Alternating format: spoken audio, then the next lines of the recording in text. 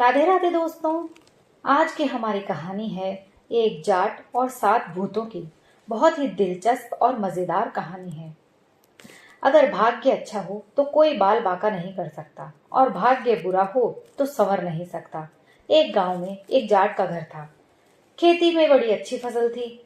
अनाज के घर में भंडार भरे रहते। बाड़ी में एक से बढ़कर एक भैंस और गाय और बैलों की जोड़ी तो ऐसी कि हल्के में किसी के पास ऐसी जोड़ी न थी। नाते रिश्तेदारों में उधार चढ़ी हुई थी। दूध दही की तो कोई कमी ही नहीं थी। जाट मजे से खाट पर बैठा हुक्का गुड़गुड़ाता रहता। जाट का एक बेटा था जिसे काम से कोई मतलब नहीं था। खेलता खाता और मस्त रहता। जाट ने भी कभी उसे काम करने के लिए नहीं कहा। बस यही सोचा उम्र के साथ अपने आप ही काम धंधा संभाल लेगा। पर देखते ही देखते सब उलट पुलट हो गया। बुरे दिनों की ऐसी मार पड़ी कि जाट तो खाट पर ऐसा लुढ़का कि फिर वापस नहीं उठा। जाटनी भी गस खाकर गिर पड़ी। 2 घंटे बाद होश आया तो हाथी दांत की चूड़ियां तोड़कर कोने में जा बैठी। जाट का हल्के में काफी नाम था। नाम के मुताबिक और ना काज भी किया गया। अब जाटनी भी उधारी के बल पर बनिए से उधार सामान ले आई। बनिया भी ऐसे लोगों को लक्ष्मी का अवतार ही मानता था। जितना मांगा उससे दुगुना चौगुना तोल दिया। बढ़ चढ़कर जाट का काज किया गया। अनगिनत लोग खाना खाने आए। जाट के बेटे को इस बात से मतलब ही नहीं था कि कौन सी चीज किस भाव से आई है। माँ को इस बारे में समझ ही नहीं थी।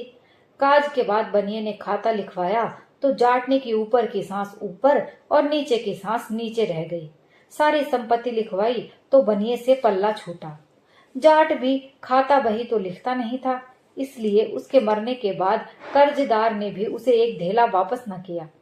इधर सारी उधारी डूब गई और उधर बनिए के तकाजों ने जीना हराम कर दिया। खाने के भी लाले पड़ने लगे। अच्छे खासे घर का घरौंदा हो गया।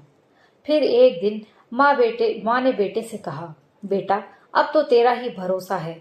जब तुम्हारा बाप जिंदा था तो तेरा जिद्दीपन अच्छा लगता था।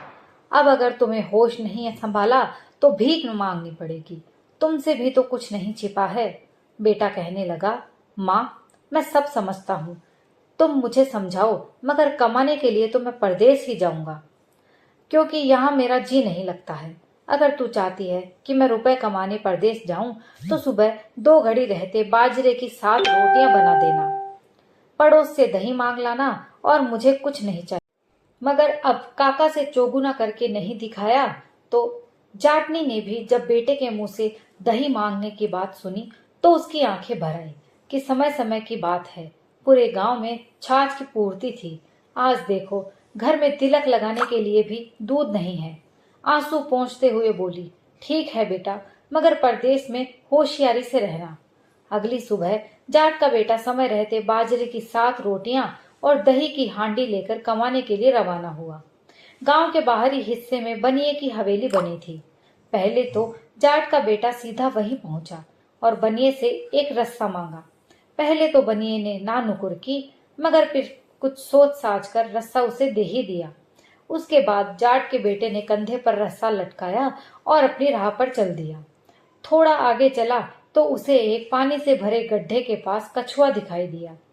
उसे भी लड़के ने अपने खेस के पल्ले में बांध लिया। गांव से 3 कोस की दूरी पर एक भूतों की बावड़ी थी। उसे इस बात का पता तो नहीं था, इसलिए वहीं बावड़ी के पास रोटियां खाने बैठ गया।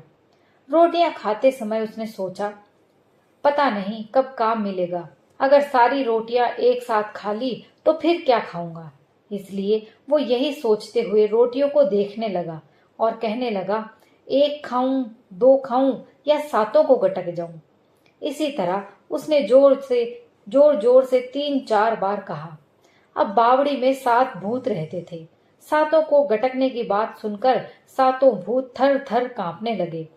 सोचने लगे, आज तो बड़ी बला आ गई है जो हमें गटकने की बात कर रही है। भूतों के मुखिया ने थोड़ी हिम्मत दिखाई और डपट कर कहने लगा, कौन है। जाट का बेटा भी कम न था। निडर होकर जोर से बोला, मैं कौन हूं अभी पता चल जाएगा, पर तुम बताओ तुम कौन हो। भूतों का मुखिया बोला, हम भूत हैं। जाट का बेटा बोला, तो फिर मैं महाभूत हूं। बहुत दिन हुए, तुमने खूब मनमानी कर ली। आज तो तुम्हें सबक सिखा कर ही जाऊंगा। अब तो मुखिया का कलेजा डर के मारे हलक में आ गया। डरते डरते बोला, महाभूत हो तो अपनी निशानी बताओ, नहीं तो हम अपनी निशानी बताते हैं। फिर भूतों के मुखिया ने अपने शरीर से एक जूं तोड़ी और ऊपर उछाल कर कहा, हमारी जुएं इतनी बड़ी होती हैं। जाट के बेटे ने जूं को ध्यान से देखा कि ये जूं तो मेंढक जितनी बड़ी है।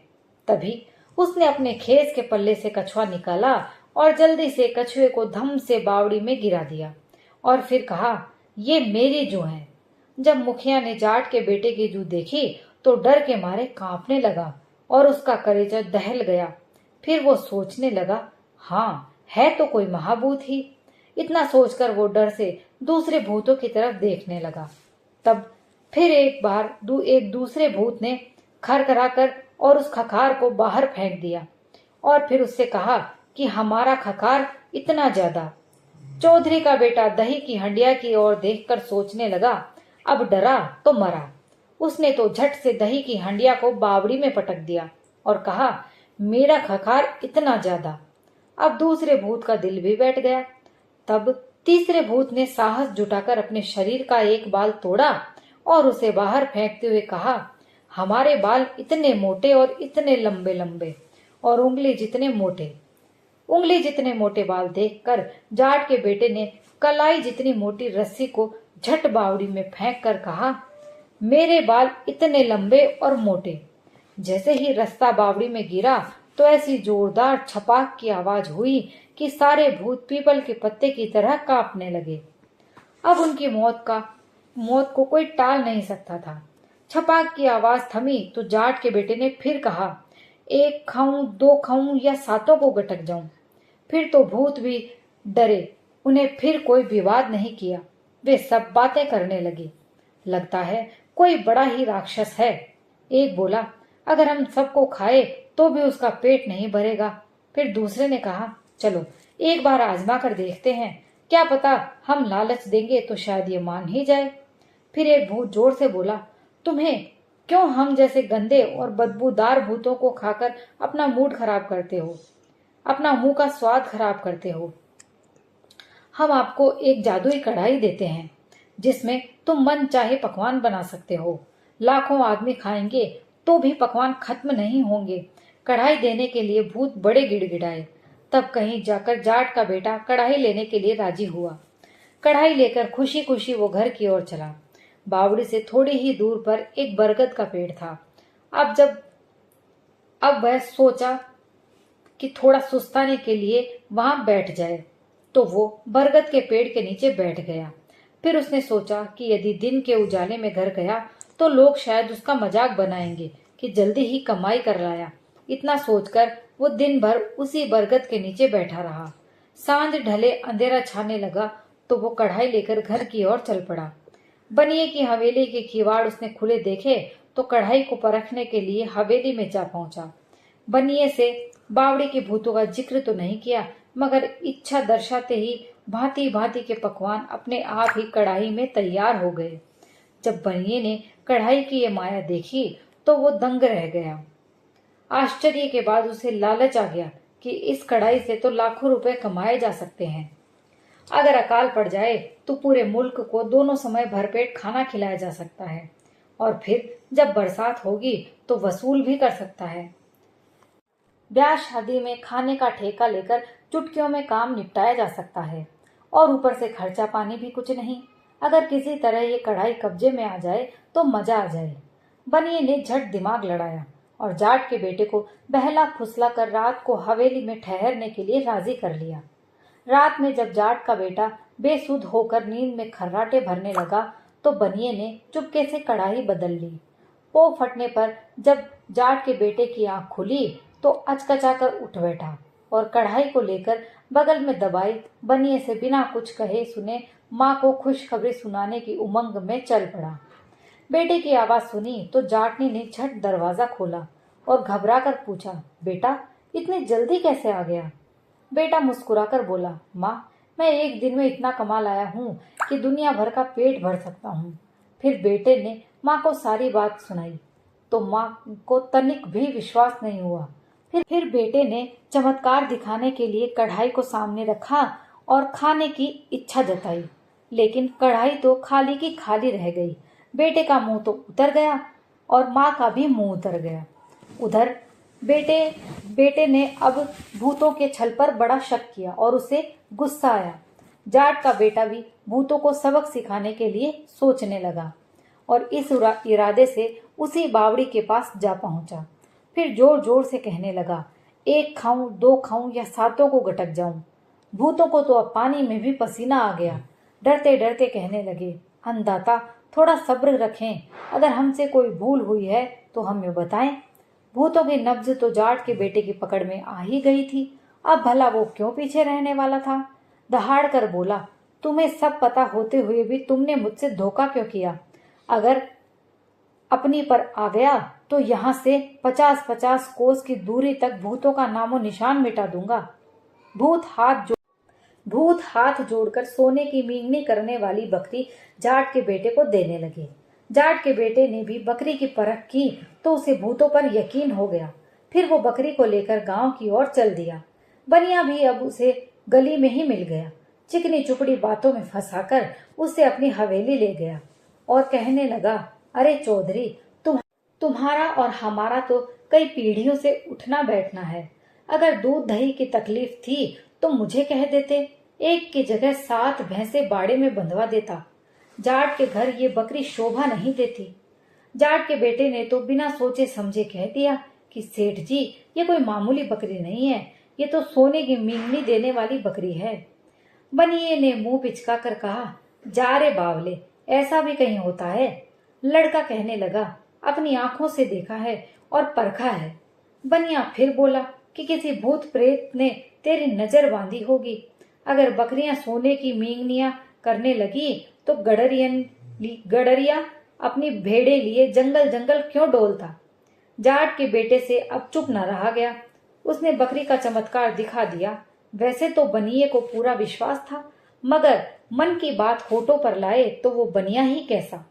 रात को फिर बनिए ने जाट की चारपाई से दूसरी बकरी बांधी। अगली सुबह फिर माँ को बकरी का चमत्कार दिखाते समय फिर उसे नीचा देखना पड़ा। बकरी ने तो दूसरी बकरियों की तरह मींगनी ही कर दी।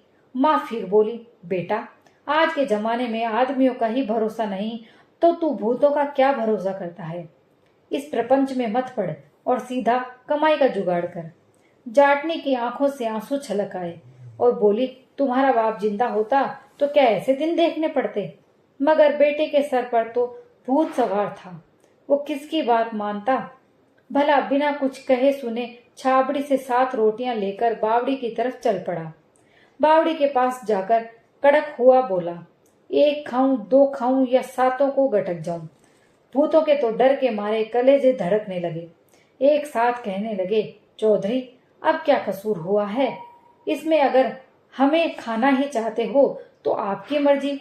जाट के बेटे ने गालियां निकालते हुए कहा, चंडालो, जुबान के पक्के होते तो तुम भूत क्यों कहलाते। धोखा दिए जाते हो और डरते भी जाते हो। गुस्सा तो इतना आ रहा है कि बस तुम्हें क्या बताऊं।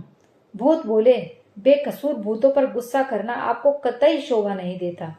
एक बार बात तो बताइए कि आप यहाँ से सीधे घर जाते हैं या रास्ते में कहीं रुकते भी हैं।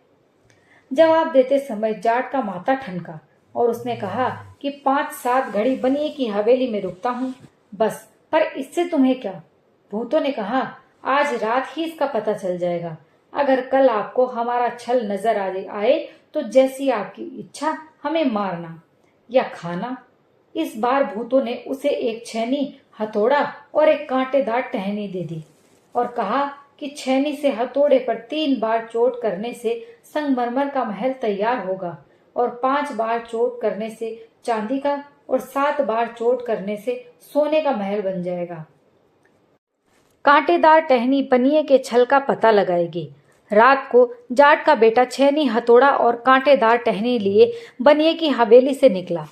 बनिए की हवेली के पास से निकला तो बनिए ने उसका रास्ता रोककर कहा, चलो चौधरी हवेली में, चाहे पानी पीकर जाना।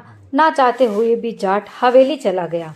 छैनी हथौड़े को देखकर बनिया कहने लगा, भले आदमी, चौधरी का बेटा होकर ये सिलवट्टों का काम कब से करने लगा। जाट के लड़के ने छैनी हथौड़े के गुणों का बखान किया तो बनिए ने उसकी खिल्ली उड़ाई, मगर मन में उसे पूरा विश्वास भी था। आधी रात ढली तो बनिए ने छैनी हथौड़े को उठाना चाहा, मगर कांटेदार टहनी ने हाथों हाथ चमत्कार दिखा दिया और अपने आप ही सटाक सटाक उसकी पीठ पर पड़ने लगी। बनिया जोर जोर से चिल्लाने लगा तो जाट की नींद खुल गई। अब तक उसका सारा शरीर कांटों से बिंध गया था। टहनी अब भी वैसे ही सटाक सटाक उसकी पीठ पर पड़े जा रही थी। बनिए ने हाथ जोड़कर कहा, चौधरी तेरे पैर पड़ता हूं, मेरे प्राण बचा लो। जाट मुस्कुराया और कहने लगा, जैसी करनी वैसी भरनी, अब बता मेरी बकरी और कढ़ाई कहाँ है। बनिए ने फिर कहा, ये कुकर्म मैंने ही किया है, मुझे माफी दे दे चौधरी, मैं अपनी गलती मांगने के लिए तैयार हूँ। उसके बाद बनिए ने बिना कुछ कहे सुने झट से बकरी और कढ़ाई जाट को लाकर दे दी। टहनी अब भी अपना जलवा दिखा रही थी। बनिए की चीखने चिल्लाने की आवाज सुनकर हवेली के परिवार के दूसरे लोग भी इकट्ठे हो गए। जाट का बेटा बोला, तूने मेरी माँ से बेईमानी से जो माल हड़पा है पहले उसे वापस कर दे, तभी ये टहनी रुकेगी। बनिए ने सारा माल जाट के बेटे को वापस किया तो जाट के बेटे ने 3 बार रुकने को कहा, तब जाकर कांटेदार टहनी रुकी। सुबह बेटे ने माँ को चमत्कार दिखाए तो माँ की आंखें फटी की फटी रह गई। आन की आन में सोने का महल बन गया। मनसा दर्शाते ही कढ़ाई में चाहे पकवान तैयार हो गए और बकरी सोने की मींगनी करने लगी। जाट के बेटे ने तो पूरे हल्के का दुख दर्द दूर कर दिया था। सब उसकी कढ़ाई का बखान करते न थकते। दोस्तों, ये कहानी यहीं समाप्त होती है। अगर आपको पसंद आई हो तो प्लीज लाइक कीजिए और अगर आप मेरे चैनल पर नए हैं तो प्लीज चैनल को सब्सक्राइब कर लीजिए। कहानी सुनने के लिए आप सभी का बहुत बहुत धन्यवाद।